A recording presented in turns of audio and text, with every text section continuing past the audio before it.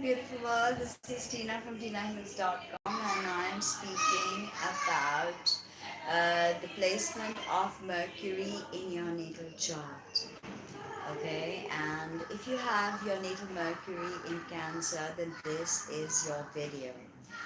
So let's examine what is Mercury exactly. So Mercury is known as the psychopomp or the communicator between the two spirits. And Mercury is androgynous. It's not male or female.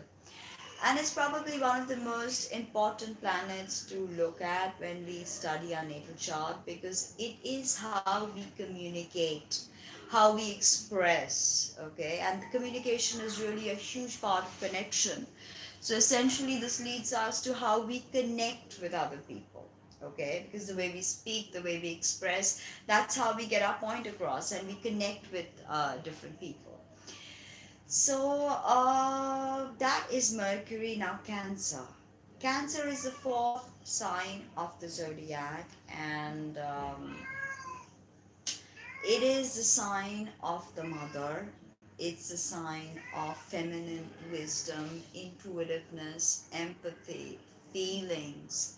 It's the first sign that is about feelings and emotions and connecting. And it is ruled by the moon. Okay, so interestingly, the moon returns to Cancer twice a month. Okay, so this is the only sign that gets its ruler back like this. The other planets don't. And the moon is associated with all things feminine. Okay, or the Ida Nadi in Laya Yoga, which is about the feminine Nadi or the lunar Nadi. So moon, moon is our intuition, our mother. So Mercury in Cancer may communicate more to arouse emotions. Okay, may communicate more to may connect more with you if you are communicating in an emotional way. They don't like the cut, the dry, the cut in the dry. They don't like uh, callousness because they like depth. They like emotions, and they like to really connect. Okay, it's a sign of the mother. So they like to be mothered and they like to mother. Okay, so Mercury in Cancer can be great at working in social work or doing something with social work, working with trauma victims, because you don't need a Mercury in Aquarius or a Mercury in Aries to walk in and deal with that situation. But a Mercury in Cancer will be able to walk in there and arouse empathy and really connect to that empathy that a trauma victim feels. So this is definitely a line of work that they can do. They can do R&D very well with regards to all such things and gather data about society and how it functions and about uh, our day to day. Moon also deals with day to day. But this is not an ideal placement for Mercury, however, because Mercury might become overtly charged with emotions here. And it can be problematic, especially if it's an 8th house or if it's a 12th house. It can be problematic because then you just have like too much of everything to deal with. Okay, too much of everything, and it just becomes too much. So there again, a balance is necessary, balance between logic and emotion, between the left and the right.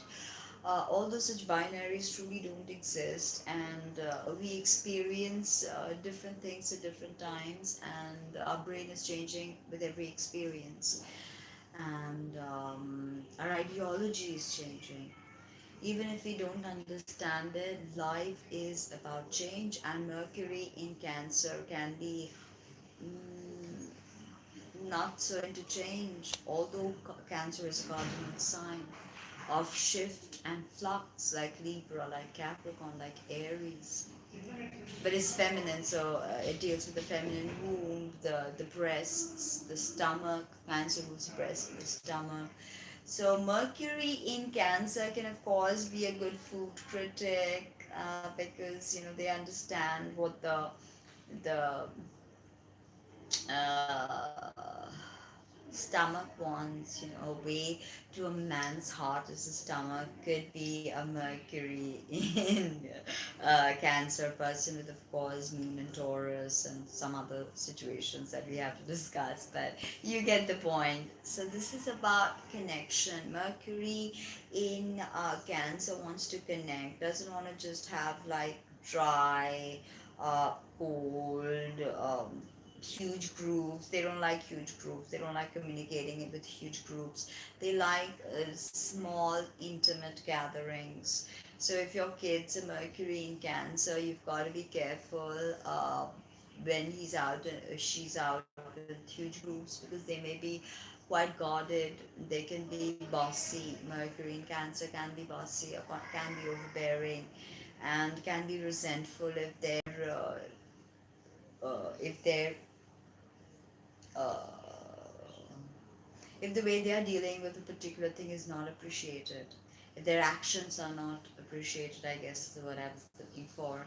But they want appreciation, and not in a Mercury in Leo manner, not in that egotistical sense, but they want appreciation, and in the little day-to-day things, because they're very family oriented. Cancer, the fourth sign, is about family and foundations, and they're very close to their mother.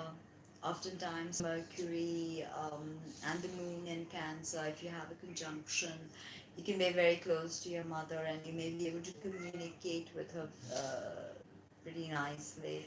Say if you have a moon opposition to Mercury in Cancer, then you might not be able to communicate with your mother so well. If you have a Saturn conjunction, then you might not be able to open up for the first 40 years of your life. Definitely not the first 29, because that you've not even had your Saturn return, so you've not matured enough to understand the karma of Saturn. So, Mercury in conjunction with Saturn definitely makes you more serious, and communication can become you can master it, but it always takes time. It always takes time. So I hope you like that video as much as I like making that for you. You know the drill. Hit the thumbs up button, subscribe, like, comment, and share. This is Tina from Tina Hills. Take care.